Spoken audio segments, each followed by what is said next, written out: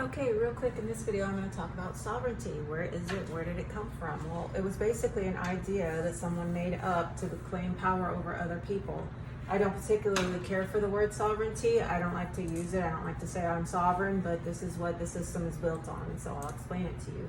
We have two types of sovereignty, either a bottom-up sovereignty or a top-down sovereignty. Top-down sovereignty comes from God to the Pope, to the King or Queen, and men are not equal in this system.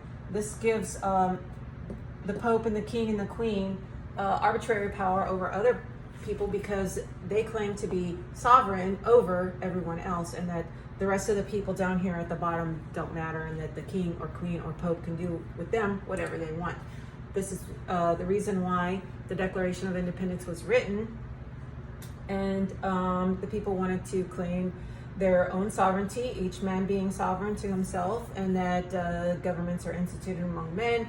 And these are where various other ideas come from. The list of grievances against the king, who exercised arbitrary power over all the people, were listed in the Declaration of Independence. This comes from Catholicism. Okay, bottom-up sovereignty. It comes where from God to the whole people. Okay, to all the people. Each man is created equal, so each man has his fair share of sovereignty. The whole people create cities, and then it can create states. They create things in between here. They can create counties, burghs, valleys, what have you. They create states, confederations, and then they create the federal government for defense purposes. This is in line with the Law of Nations, written by de Vattel, who was a Frenchman, and he used the word defense with a C for fortification, not defense with an S, which means vengeance. And defense with the C is in the Constitution, written that way. It was not written incorrectly. This is the correct way to write it if you mean defense for fortification and not defense with an S for vengeance.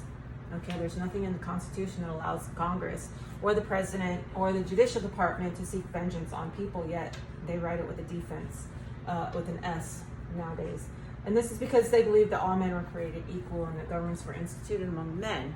So, the reason why they left the United Kingdom is because the King and Queen and the Pope exercised arbitrary power over all the men.